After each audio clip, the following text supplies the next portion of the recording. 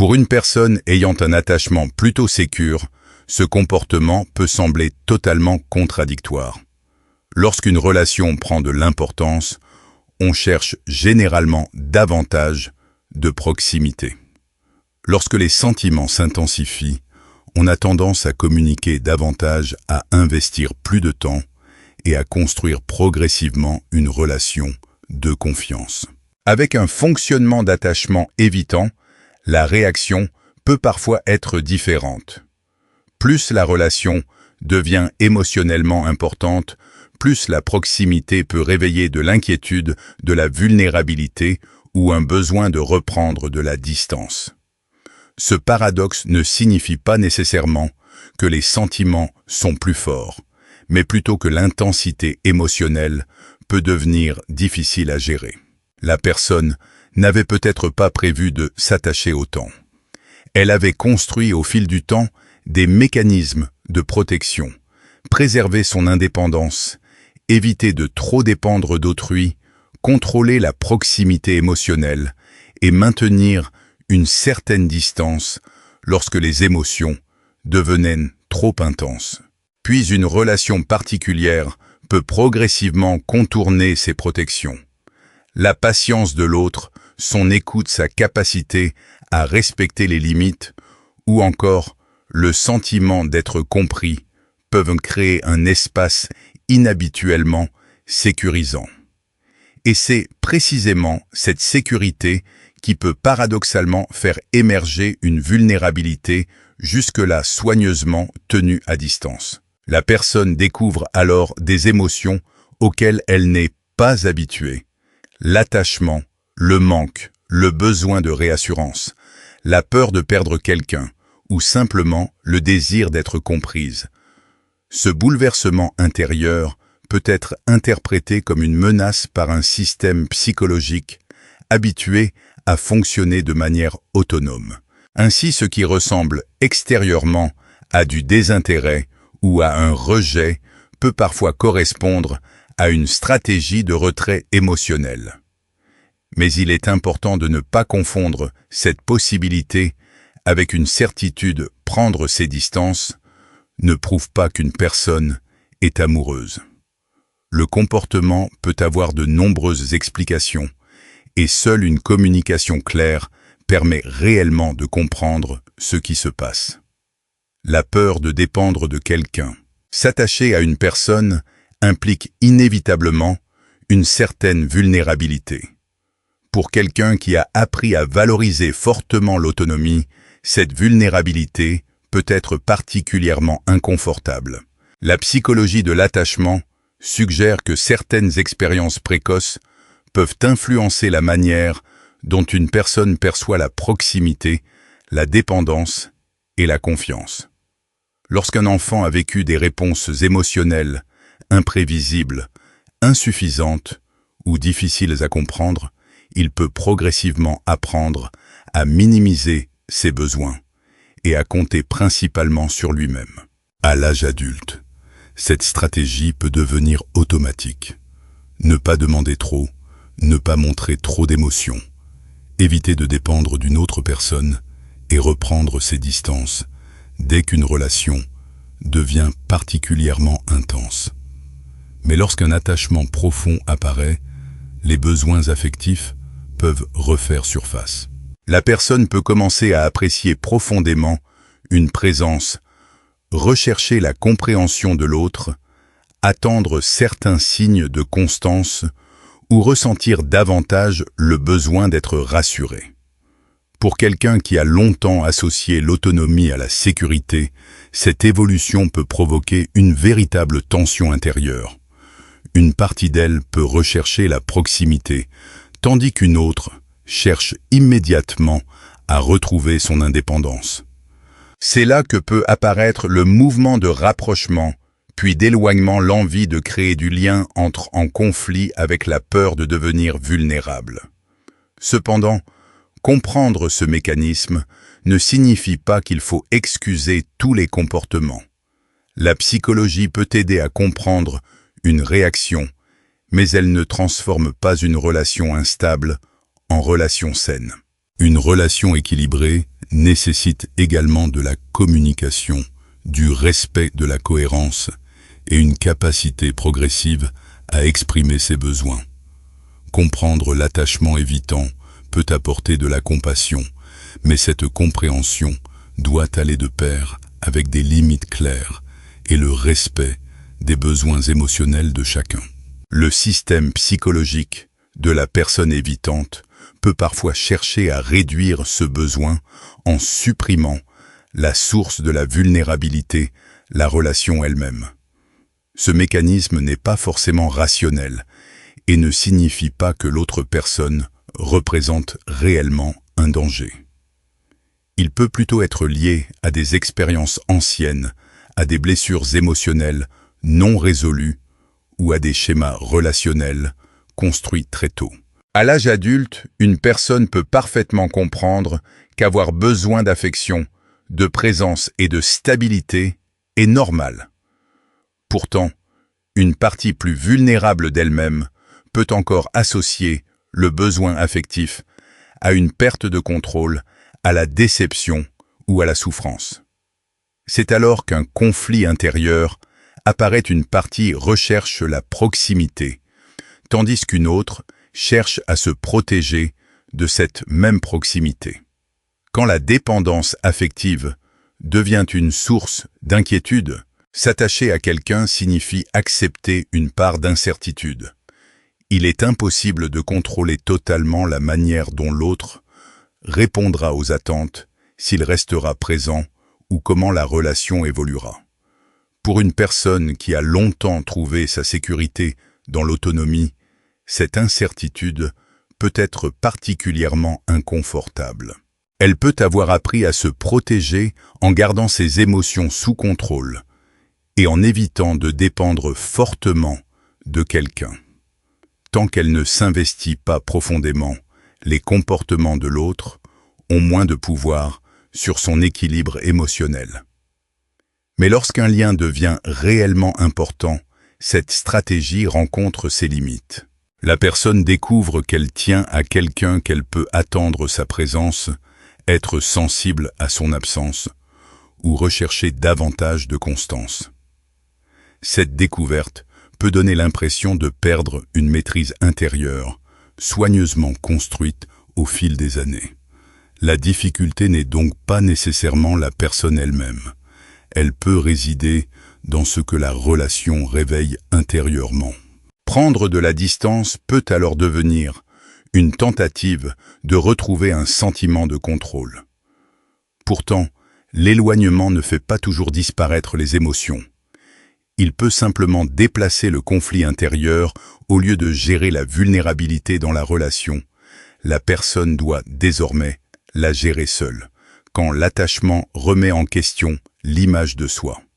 Une autre difficulté peut apparaître, la contradiction entre l'image que l'on a construite de soi et ce que l'on ressent réellement.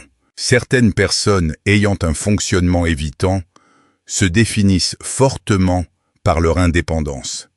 Elles se considèrent comme autonomes, capables de vivre seules et peu intéressées par une forte dépendance affective. Cette identité peut être devenue une véritable protection psychologique. Être indépendant peut représenter la sécurité. Ne pas trop s'attacher peut donner l'impression de rester maître de sa vie. Ne pas avoir besoin d'une relation pour se sentir complet peut devenir une source de fierté. Mais lorsqu'un attachement profond apparaît, cette représentation de soi peut être remise en question. La personne découvre qu'elle peut s'attacher, ressentir le manque, rechercher la proximité et être profondément touchée par la présence ou l'absence de quelqu'un. Cela ne signifie pas que son indépendance était fausse. Cela montre simplement qu'indépendance et attachement ne sont pas incompatibles. Une personne peut être autonome tout en ayant besoin d'affection. Elle peut aimer sa liberté tout en souhaitant construire une relation stable. Elle peut apprécier la solitude sans pour autant vouloir vivre dans une distance émotionnelle permanente. Le véritable défi consiste alors à intégrer ces deux dimensions plutôt qu'à en éliminer une. La dissonance entre ce que l'on croit être et ce que l'on ressent. Lorsque les comportements et les croyances personnelles entrent en contradiction, un phénomène psychologique appelé dissonance cognitive peut apparaître. La personne peut se demander intérieurement « Si l'indépendance est si importante pour moi, pourquoi cette relation me touche-t-elle autant ? Si je n'ai besoin de personne, pourquoi l'absence de cette personne me bouleverse-t-elle ? Si je me suis toujours protégé de l'attachement, pourquoi cette relation fait-elle émerger autant d'émotions ? Ces contradictions peuvent provoquer un inconfort important. Dans certains cas, la prise de distance devient alors une manière de réduire temporairement cette tension. En mettant fin à la proximité, la personne peut avoir l'impression de retrouver l'image familière d'elle-même, autonome, contrôlée et émotionnellement indépendante. Mais une distance extérieure ne résout pas forcément un conflit intérieur. Elle peut même rendre certaines émotions plus visibles parce que la personne n'a plus la présence de l'autre pour détourner son attention de ce qu'elle ressent. Il existe également une autre dimension, la peur de devenir quelqu'un que l'on a longtemps jugé comme c'est trop dépendant, trop vulnérable ou trop impliqué émotionnellement. Cette peur peut être particulièrement forte lorsque l'indépendance a été érigée en valeur fondamentale. Pourtant, éprouver de l'attachement n'est pas une faiblesse. La maturité émotionnelle ne consiste pas à ne jamais avoir besoin des autres, mais à savoir reconnaître ses besoins sans perdre son autonomie. Une relation saine ne demande ni fusion ni détachement permanent.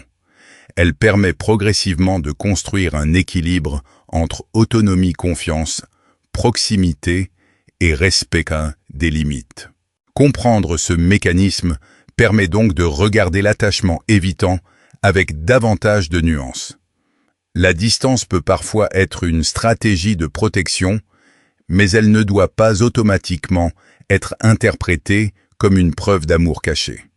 Seuls les actes cohérents, la communication sincère et la volonté réciproque de construire une relation permettent de comprendre véritablement ce qui se joue entre deux personnes.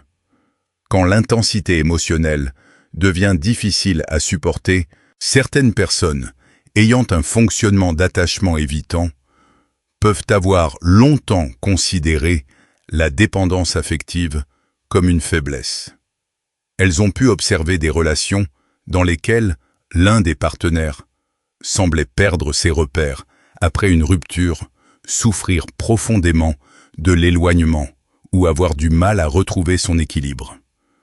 Lorsqu'elle se retrouve elle-même fortement attachée, cette expérience peut provoquer un sentiment de contradiction et parfois même de honte. Elles découvrent qu'elles peuvent attendre l'attention d'une personne, ressentir son absence, être touchées par ses réactions et accorder beaucoup d'importance à la relation. Cette prise de conscience peut être inconfortable lorsqu'elle entre en conflit avec l'image d'une personne autonome et parfaitement maîtresse de ses émotions. Mais il est essentiel de faire une distinction. Avoir des besoins affectifs ne signifie pas être faible ou incapable de fonctionner seul. Une relation saine permet justement de conserver son autonomie tout en reconnaissant l'importance du lien émotionnel. Lorsque les émotions deviennent trop intenses, chez certaines personnes ayant tendance à éviter la proximité émotionnelle, les sentiments peuvent sembler particulièrement difficiles à réguler lorsqu'une relation devient importante. L'affection peut être interprétée comme une dépendance. L'attachement peut être vécu comme une perte d'autonomie. Le désir de proximité peut être confondu avec une forme de vulnérabilité excessive. Lorsque les émotions ont longtemps été minimisées, intellectualisées ou mises à distance, leur apparition soudaine peut sembler déstabilisante. Une personne peut alors avoir tendance à analyser ce qu'elle ressent plutôt qu'à l'accueillir directement. Elle réfléchit beaucoup, cherche des explications, tente de rationaliser la situation et peut prendre ses distances afin de retrouver un sentiment de contrôle. Pourtant, ressentir intensément ne signifie pas nécessairement perdre le contrôle. Lorsqu'une personne pense constamment à une relation, imagine différents scénarios ou s'inquiète fortement de son évolution. Il peut être plus utile de considérer ces réactions comme des signaux émotionnels à comprendre, plutôt que comme des preuves que la relation est forcément exceptionnelle ou destinée à durer. La différence entre fantasme et relation réelle. Une attirance fondée principalement sur l'imagination peut parfois sembler plus facile à gérer qu'une relation concrète. Dans le fantasme, il n'y a pas véritablement de risque relationnel. Personne ne demande de communiquer, de faire confiance, de reconnaître ses limites ou de montrer ses vulnérabilités. Une relation réelle est différente. L'autre personne existe avec ses qualités, ses imperfections, ses attentes et ses propres limites. Elle peut réellement voir qui l'on est. Elle peut accepter certaines parties de soi, mais aussi exprimer des besoins auxquels il faut répondre. C'est précisément ce caractère concret qui peut rendre une relation profonde plus exigeante psychologiquement. La personne doit alors composer avec plusieurs émotions, en même temps le désir de proximité, la peur de perdre son autonomie, l'envie d'être comprise, la crainte d'être blessée et l'incertitude concernant l'avenir. Cette coexistence d'émotions contradictoires peut créer une véritable tension intérieure. Prendre de la distance peut alors donner l'impression de simplifier la situation. Il n'est plus nécessaire de gérer simultanément l'attachement, l'incertitude et la vulnérabilité. Mais cette distance ne résout pas nécessairement le conflit émotionnel. Elle peut seulement le mettre temporairement en pause. La peur d'être abandonné. L'une des hypothèses importantes dans la compréhension de certains schémas d'attachement évitant concerne la peur de l'abandon. Pour certaines personnes, s'attacher profondément peut réveiller une croyance ancienne. Si je m'attache vraiment, je finirai forcément par souffrir. Cette croyance n'est pas une prédiction fiable de l'avenir. Elle peut cependant sembler extrêmement réelle lorsque certaines expériences passées ont associé proximité et perte. Une personne ayant vécu des relations imprévisibles, un manque de disponibilité émotionnelle ou des séparations difficiles peut avoir développé une stratégie protectrice, ne pas trop s'attacher afin de ne pas trop souffrir. Lorsque cette stratégie devient automatique, la proximité elle-même peut être perçue comme un risque. Plus la relation devient importante, plus la possibilité d'une perte future peut sembler menaçante. La personne peut alors décider de réduire son investissement avant même qu'un problème réel ne survienne. Psychologiquement, cela ressemble à une forme de protection préventive, partir avant d'être quitté, se détacher avant d'être profondément blessé, ou réduire la proximité avant que l'attachement ne devienne trop important. Cette stratégie peut donner une impression de contrôle, mais elle comporte un paradoxe. Tenter d'éviter toute souffrance relationnelle peut également empêcher la construction d'une relation authentique. Les blessures anciennes ne prédisent pas automatiquement l'avenir.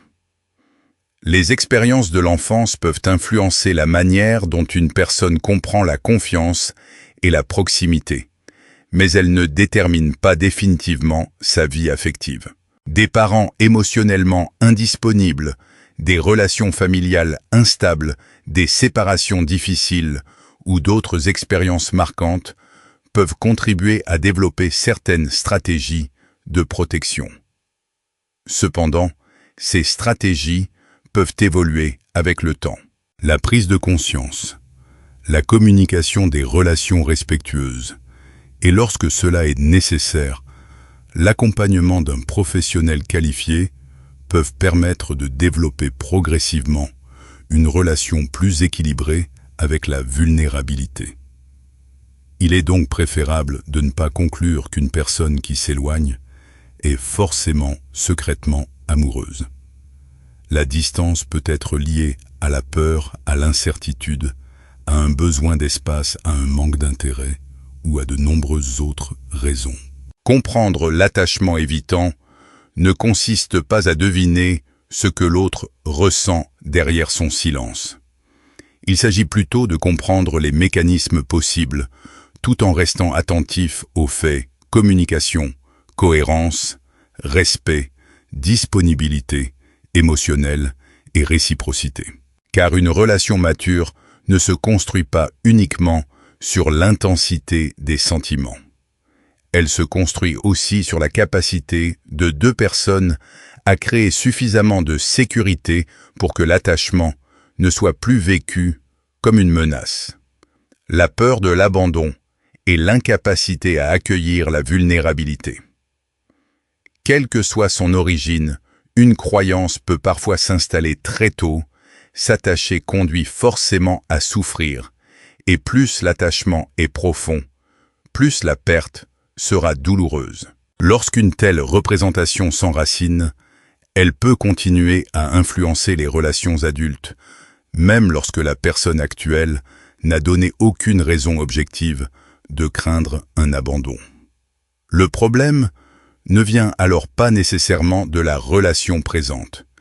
Il peut s'agir d'un ancien schéma émotionnel qui se réactive dans une situation nouvelle.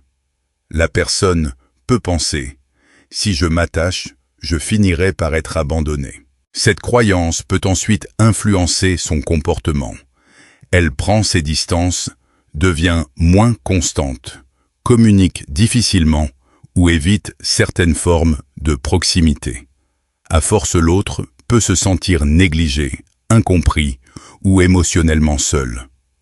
Une relation qui aurait peut-être pu évoluer différemment finit alors par se fragiliser. Et lorsque l'autre décide finalement de partir, la personne évitante peut y voir la confirmation de sa croyance initiale. Je savais que les gens finissent toujours par partir. C'est l'un des aspects les plus complexes de certains schémas d'attachement. La peur d'un événement peut parfois provoquer involontairement les comportements qui contribuent à le rendre plus probable. Cela ne signifie évidemment pas que la personne est responsable de tous les problèmes relationnels. Une relation implique toujours deux personnes et de nombreux facteurs. Mais prendre conscience de ses propres stratégies défensives peut permettre de mieux comprendre certaines répétitions. Partir avant d'être quitté. Pour certaines personnes, rompre la proximité avant que l'autre ne puisse le faire procure temporairement une impression de contrôle. La logique intérieure peut ressembler à ceci. Gars, si je pars maintenant, je souffrirai moins que si l'on me quitte plus tard. Ce choix peut sembler protecteur parce qu'il permet de décider du moment de l'éloignement plutôt que de subir une séparation inattendue. Mais cette stratégie comporte un paradoxe profond. Vouloir éviter l'abandon en abandonnant soi-même la relation peut produire précisément la douleur que l'on cherchait à éviter. La personne tente de se protéger contre une perte hypothétique et provoque parfois une perte bien réelle. Cette dynamique montre pourquoi la sécurité émotionnelle ne peut pas être construite uniquement grâce au contrôle. Une relation saine demande aussi une certaine capacité à accepter l'incertitude, à communiquer ses inquiétudes et à reconnaître que l'attachement comporte toujours une part de vulnérabilité. La difficulté d'être véritablement vulnérable. S'attacher profondément signifie accepter qu'une autre personne compte réellement. Cela implique de montrer davantage de soi, d'exprimer certains besoins, de reconnaître ses émotions et d'accepter que l'autre puisse découvrir des aspects habituellement dissimulés. Pour quelqu'un qui s'est longtemps protégé derrière l'autonomie et la maîtrise de soi, cette ouverture peut être particulièrement déstabilisante. Des mécanismes de défense ont parfois été construits au fil des années: rester indépendant, éviter de demander de l'aide, minimiser ses émotions, ne pas trop montrer son attachement ou conserver une certaine distance dans les moments de tension. Ces stratégies ont peut-être autrefois joué un rôle protecteur, mais dans une relation adulte, elles peuvent également empêcher une véritable intimité émotionnelle. Le paradoxe est alors saisissant: la personne désire être comprise tout en craignant profondément d'être réellement connue. La peur que l'autre découvre le vrai soi. Derrière une apparence très autonome peut exister une peur plus intime. Si cette personne me connaît vraiment, elle finira par découvrir mes fragilités et ne m'acceptera plus. Cette crainte peut concerner les imperfections, les insécurités, les besoins affectifs ou les difficultés à exprimer ses émotions. La personne peut donc préférer montrer une version très maîtrisée d'elle-même, indépendante, calme, capable de gérer seule les difficultés et peu demandeuse d'affection. Lorsque l'autre commence malgré tout à percevoir les émotions qui se cachent derrière cette façade, cela peut créer une vulnérabilité nouvelle.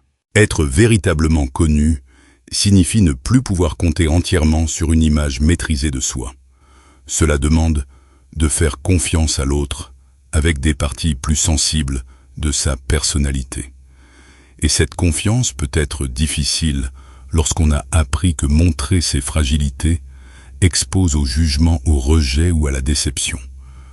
Pourtant, être vulnérable ne signifie pas être faible. La vulnérabilité saine est une capacité à se montrer progressivement tel que l'on est, tout en conservant des limites et le droit de se protéger. Quand l'indépendance devient une armure, une autre difficulté peut apparaître lorsque l'indépendance constitue une partie essentielle de l'identité. La personne peut avoir passé des années à se répéter qu'elle n'a besoin de personne, qu'elle doit pouvoir tout gérer seule et qu'une relation ne doit jamais devenir indispensable. Mais il existe une différence fondamentale entre autonomie et isolement émotionnel. L'autonomie permet de rester soi-même tout en étant capable de créer des liens profonds. L'isolement émotionnel lui peut devenir une stratégie destinée à éviter toute possibilité de dépendance ou de blessure. Prendre conscience de cette différence peut être déstabilisant. Il faut alors reconnaître que certaines barrières, autrefois considérées comme des limites saines, étaient peut-être dans certains contextes des mécanismes de protection construits autour de la peur. Cette prise de conscience n'est pas une condamnation. Elle peut au contraire représenter une étape importante de maturité émotionnelle. Il n'est pas nécessaire de renoncer à son indépendance pour construire une relation profonde. Il est possible d'être autonome et attaché, libre et proche, capable de se protéger et suffisamment ouvert pour faire confiance. La véritable sécurité affective ne consiste donc pas à ne jamais avoir besoin de quelqu'un. Elle consiste à pouvoir reconnaître ses besoins sans en avoir honte, exprimer ses limites, s'enfuir la proximité et comprendre que laisser quelqu'un entrer dans sa vie ne signifie pas lui abandonner tout contrôle sur son identité. Et surtout, l'attachement évitant ne doit pas être utilisé comme une explication automatique de chaque éloignement. Une personne qui prend ses distances peut ressentir de la peur, avoir besoin d'espace, ne pas être prête pour une relation, ou simplement ne pas partager les mêmes sentiments. Ce sont les actes, la communication et la réciprocité qui permettent de comprendre une relation, pas les suppositions. Admettre qu'une erreur a été commise peut parfois sembler insupportable pour une personne qui a construit une grande partie de son identité autour de l'autonomie, du contrôle et de la conviction de ne dépendre de personne. Reconnaître ses propres contradictions reviendrait alors à remettre en question l'image qu'elle s'est construite au fil des années. Dans ce contexte, prendre ses distances peut devenir une manière de préserver cette image intérieure. Même lorsque cette stratégie entraîne la perte d'une relation importante, le besoin de se protéger peut prendre le dessus sur le désir de rester proche. Le désir face au mécanisme de défense, lorsqu'une personne ayant un style d'attachement évitant développe des sentiments profonds, un conflit psychologique peut apparaître. Une partie d'elle aspire à la proximité, à la complicité et au lien émotionnel. Une autre partie associe cette même proximité à un risque, celui d'être vulnérable, dépendante, rejetée ou finalement blessée. C'est là que le paradoxe devient particulièrement difficile à vivre. Elle peut avoir envie de reprendre contact tout en se convainquant qu'il vaut mieux attendre. Elle peut souhaiter retrouver quelqu'un tout en trouvant des raisons de maintenir la distance. Elle peut ressentir le besoin de parler de ce qu'elle éprouve, puis se refermer dès que l'émotion devient trop intense. Ce fonctionnement ne signifie pas nécessairement qu'elle cherche consciemment à manipuler l'autre. Il peut plutôt traduire une difficulté à concilier deux besoins contradictoires, le besoin de lien et le besoin de protection. Cette tension intérieure peut conduire à une forme d'immobilisme émotionnel. La personne n'avance pas réellement vers la relation, mais elle ne parvient pas non plus à tourner complètement la page. Elle reste alors dans un entre-deux psychologique. Ses émotions maintiennent un lien intérieur, tandis que son comportement crée de la distance. Lorsque la protection prend le dessus sur la connexion, cette contradiction peut devenir épuisante. Une personne peut souhaiter une relation tout en refusant parfois inconsciemment la vulnérabilité qu'une relation authentique implique. Car être proche de quelqu'un signifie aussi accepter de ne pas tout contrôler. Il faut pouvoir exprimer ses besoins, reconnaître ses émotions, recevoir de l'affection, tolérer l'incertitude et accepter que l'autre puisse avoir une influence réelle sur notre monde intérieur. Pour une personne habituée à se protéger par la distance, ces expériences peuvent être vécues comme particulièrement déstabilisantes. Le fameux mouvement de rapprochement puis d'éloignement peut alors apparaître. À certains moments, le désir de connexion prend le dessus. La personne reprend contact, se montre plus chaleureuse, disponible ou sincère. Elle semble alors laisser apparaître une facette plus authentique d'elle-même. Puis, lorsque la proximité devient émotionnellement trop forte, le mécanisme de protection peut se réactiver. Elle se referme, réduit les échanges ou recrée de la distance. Ce phénomène peut donner l'impression d'un comportement incohérent. Pourtant, il peut aussi refléter une difficulté intérieure à rester présente lorsque l'intimité devient trop importante. Pourquoi la présence elle-même peut devenir difficile? Même lorsqu'une personne évitante est physiquement présente dans une relation, elle peut avoir du mal à s'abandonner pleinement au moment vécu.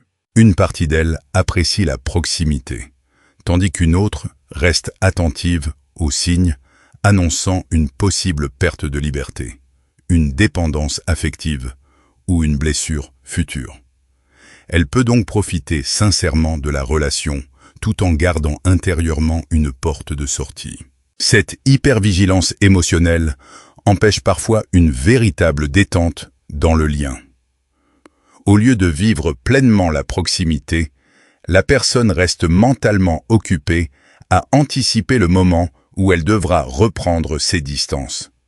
Cela peut expliquer pourquoi l'autre a parfois le sentiment de ne jamais rencontrer une présence émotionnelle totalement stable. Il est toutefois important de ne pas transformer cette observation en diagnostic. L'attachement évitant constitue un cadre psychologique permettant de comprendre certains comportements relationnels. Il ne suffit pas à expliquer la personnalité ou les intentions d'une personne. L'illusion selon laquelle la distance ferait disparaître les sentiments. Une autre croyance peut renforcer ce cercle. Penser que les émotions disparaîtront simplement si la distance devient suffisamment grande. La logique paraît simple. Ne plus se voir, ne plus échanger, éviter les souvenirs et réduire les occasions de rapprochement devrait permettre de retrouver un sentiment de contrôle. Mais les émotions humaines ne fonctionnent pas toujours de manière aussi prévisible. La distance peut parfois diminuer l'intensité d'un lien. Dans d'autres situations, elle peut au contraire laisser davantage de place aux souvenirs, aux interrogations et à la nostalgie. Lorsque la présence de l'autre disparaît, il n'y a plus les interactions quotidiennes permettant de réguler les émotions. Il reste alors davantage de place pour ce qui n'a pas été dit, pour les souvenirs importants et pour les questions restées sans réponse. L'absence ne supprime donc pas automatiquement l'attachement. Elle peut parfois le rendre plus visible. Ce que l'absence peut révéler, lorsqu'une personne prend ses distances dans l'espoir de retrouver son équilibre intérieur, elle peut découvrir quelque chose qu'elle n'avait pas anticipé. L'éloignement ne résout pas nécessairement le conflit émotionnel. Il peut même le rendre plus perceptible. Lorsque la relation était présente, la personne pouvait se concentrer sur la gestion de la proximité, sur la peur de perdre son indépendance, ou sur la nécessité de conserver une certaine maîtrise de la situation. Une fois seules ces distractions diminuent, il reste alors les émotions elles-mêmes. Cela peut faire émerger une prise de conscience, ce qui était difficile à supporter n'était peut-être pas uniquement la relation, mais aussi la vulnérabilité qu'elle faisait naître. Et cette distinction est essentielle. Une conception à revoir de l'amour et de la distance. Le fonctionnement évitant peut parfois reposer sur une conception particulière de l'attachement.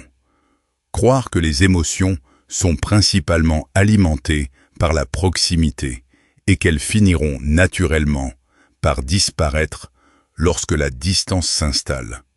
Or, une relation significative ne se résume pas à la présence physique. L'attachement se construit également à travers les expériences partagées, la confiance, les souvenirs, le sentiment de sécurité et la signification que l'autre a progressivement prise dans notre vie. C'est pourquoi l'éloignement ne constitue pas toujours une solution émotionnelle. Parfois, il permet simplement de repousser une question qui demeure intacte. Qu'est-ce qui fait réellement peur dans la proximité? Est-ce la crainte de perdre son autonomie, la peur du rejet, la difficulté à exprimer ses besoins, la peur d'être profondément connu, ou encore la conviction qu'une relation finira nécessairement par provoquer une souffrance?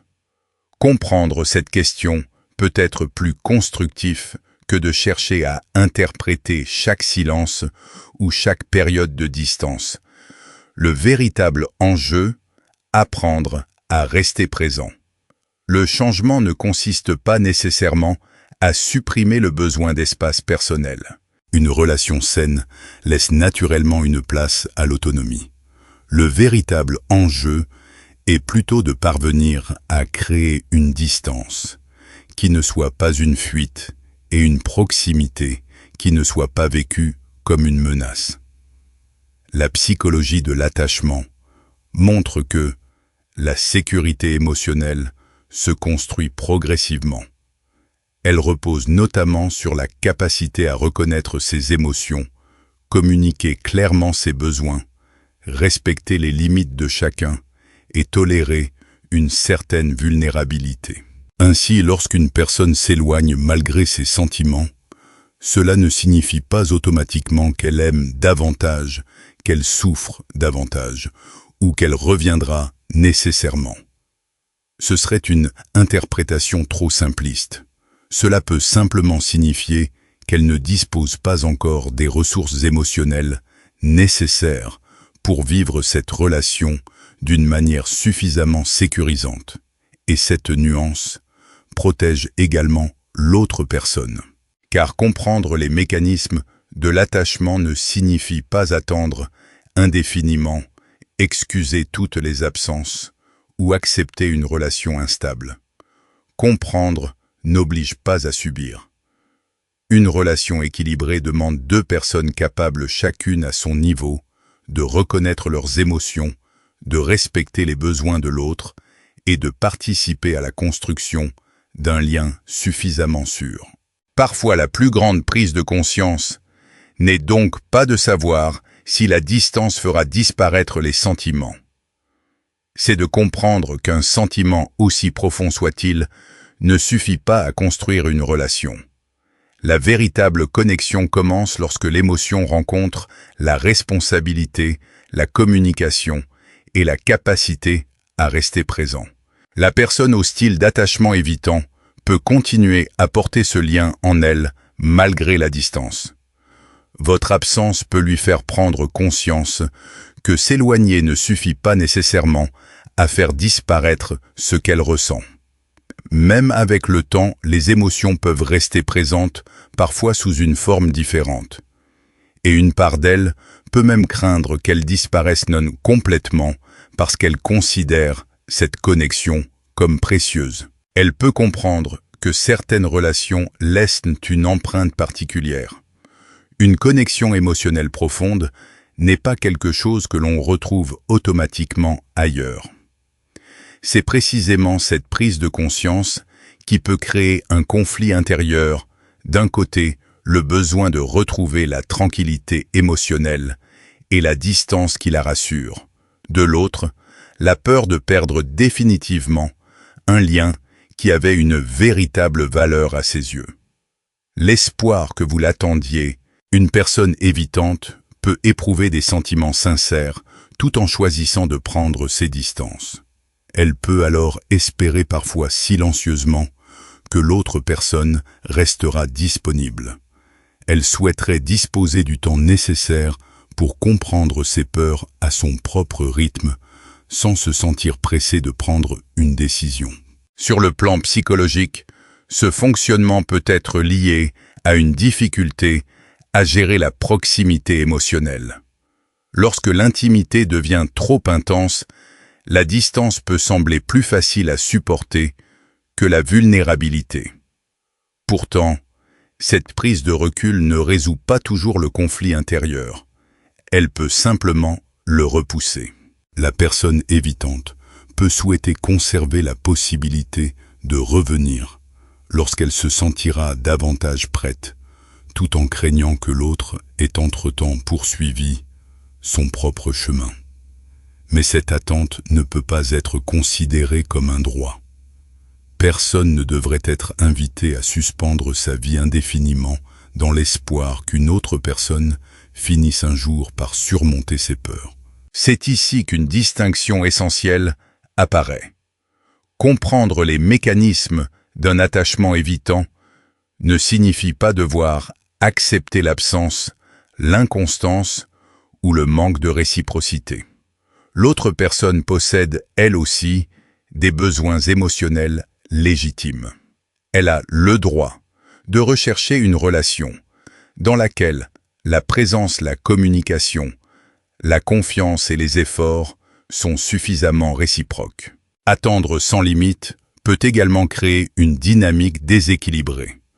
Une personne reste émotionnellement disponible, tandis que l'autre conserve la liberté de s'éloigner, de revenir ou de repartir selon son propre rythme. Une relation saine ne peut pas reposer durablement sur cette asymétrie. Le désir de garder une possibilité ouverte D'un point de vue psychologique, l'évitement peut parfois permettre de maintenir une relation dans le domaine du possible sans avoir à affronter immédiatement les responsabilités qu'implique une véritable proximité. La personne peut vouloir préserver le lien tout en évitant ce qui lui fait peur dans l'intimité. Elle peut ne pas être prête à choisir pleinement la relation tout en ayant du mal à accepter l'idée que l'autre puisse avancer avec quelqu'un d'autre. Cette contradiction révèle souvent un conflit entre deux besoins, le besoin de sécurité émotionnelle et le besoin de connexion. La distance procure une impression de contrôle. La proximité, elle demande de montrer ses émotions, d'exprimer ses besoins, de prendre des risques affectifs et d'accepter qu'une relation ne puisse jamais être totalement maîtrisée. Cependant, comprendre cette peur ne signifie pas la justifier. Une personne peut avoir des blessures émotionnelles, des expériences passées difficiles ou des mécanismes de protection profondément ancrés. Cela mérite de la compréhension. Mais la compréhension ne doit pas devenir une excuse pour faire porter à quelqu'un d'autre le poids de son indécision. Une relation équilibrée demande de la réciprocité. Elle ne devrait pas obliger une personne à sacrifier indéfiniment sa tranquillité, ses besoins ou ses projets, afin de préserver une possibilité incertaine. Derrière la distance, un sentiment peut pourtant exister. Il serait toutefois trop simpliste de considérer toute personne évitante comme quelqu'un qui ne ressent rien. L'éloignement peut parfois coexister avec des sentiments authentiques. Certaines personnes prennent leur distance précisément parce que la relation réveille chez elles une vulnérabilité qu'elles ne savent pas encore gérer. Elles peuvent ressentir de l'attachement mais ne pas disposer des ressources émotionnelles nécessaires pour l'exprimer de manière stable. Elles peuvent souhaiter se rapprocher tout en redoutant les conséquences de cette proximité. C'est là que la psychologie de l'attachement apporte une nuance importante, ressentir quelque chose et être capable de construire une relation saine sont deux réalités différentes. Les sentiments seuls ne suffisent pas. Une relation durable nécessite également de la communication, de la cohérence, de la responsabilité affective et une volonté concrète de travailler sur ses propres mécanismes de défense. Une personne peut donc éprouver des sentiments profonds et malgré cela ne pas être prête à offrir la relation dont l'autre a besoin. Le regret qui peut apparaître avec le temps. La distance peut sembler rassurante au début. Elle permet de réduire momentanément la pression émotionnelle et de retrouver une impression de contrôle. Mais lorsque le silence se prolonge, une autre réalité peut apparaître, le regret. La personne peut commencer à mesurer ce que cette absence lui coûte réellement. Elle peut repenser aux conversations, aux moments de complicité, aux émotions ressenties et à ce que cette relation représentait dans son quotidien. Ce regret ne signifie pas nécessairement qu'un retour aura lieu. Il ne garantit pas non plus une transformation personnelle. Mais il peut devenir un moment de prise de conscience. S'éloigner d'une relation ne fait pas toujours disparaître ce que cette relation a réveillé intérieurement. Avec le temps, la personne peut comprendre que la distance qui devait la protéger de la vulnérabilité l'a également éloignée d'une connexion qui comptait pour elle. Et cette prise de conscience peut ouvrir une question beaucoup plus profonde. Faut-il continuer à se protéger de tout risque émotionnel ou apprendre progressivement à construire une relation dans laquelle la proximité ne représente plus une menace? La réponse ne se trouve pas dans l'attente silencieuse de l'autre. Elle se trouve dans le travail intérieur, la communication honnête et la capacité à prendre des décisions cohérentes avec ses propres besoins, comme avec ceux de l'autre. Car au fond, une émotion sincère peut expliquer une distance, mais seuls des actes cohérents peuvent construire une relation. Quand la peur prend le dessus sur les sentiments, comprendre le regret dans l'attachement évitant, la personne au style d'attachement évitant peut parfois avoir conscience de voir s'éloigner une relation qui comptait réellement pour elle. Elle peut observer ses propres mécanismes de défense créer de la distance avec quelqu'un qu'elle considérait comme précieux. Elle peut même comprendre que certaines décisions prises sous l'influence de la peur risquent de devenir une source de regret. Pourtant, avoir conscience d'un comportement ne signifie pas toujours être capable de le modifier immédiatement. En psychologie, certains mécanismes de protection peuvent être profondément ancrés. Lorsqu'une relation réveille une forte vulnérabilité, la personne peut ressentir le besoin de reprendre ses distances, même lorsqu'une partie d'elle souhaiterait rester proche. Elle peut savoir qu'elle agit contre ses propres intérêts, tout en se sentant incapable de faire autrement. Il ne s'agit pas nécessairement d'un manque d'amour ou d'indifférence, mais parfois d'un conflit intérieur entre le désir de proximité et la peur de perdre son équilibre émotionnel. Le regret peut alors apparaître avant même que la relation soit définitivement terminée. Chaque journée de distance peut lui permettre de mesurer davantage la place que cette personne occupait dans sa vie. L'absence peut rendre plus visibles certains aspects qui étaient devenus familiers, les conversations, la complicité, le sentiment d'être compris, ou simplement la présence de quelqu'un avec qui partager les moments importants. Chaque situation qu'elle aurait aimé raconter ou partager peut lui rappeler ce que la relation représentait. Le regret n'arrive donc pas forcément après une rupture définitive. Il peut se construire progressivement au fil des conséquences concrètes d'un choix de retrait. Et cette prise de conscience peut être particulièrement difficile lorsqu'elle comprend que cette distance n'a pas été imposée par l'autre. Il n'y a pas nécessairement eu de rejet de trahison ou de raison objective obligeant à partir. Parfois la personne s'est elle-même éloignée parce que ses peurs ont pris le dessus. Cette réalité peut être douloureuse. Reconnaître que certains obstacles viennent de ses propres mécanismes psychologiques signifie aussi accepter sa part de responsabilité.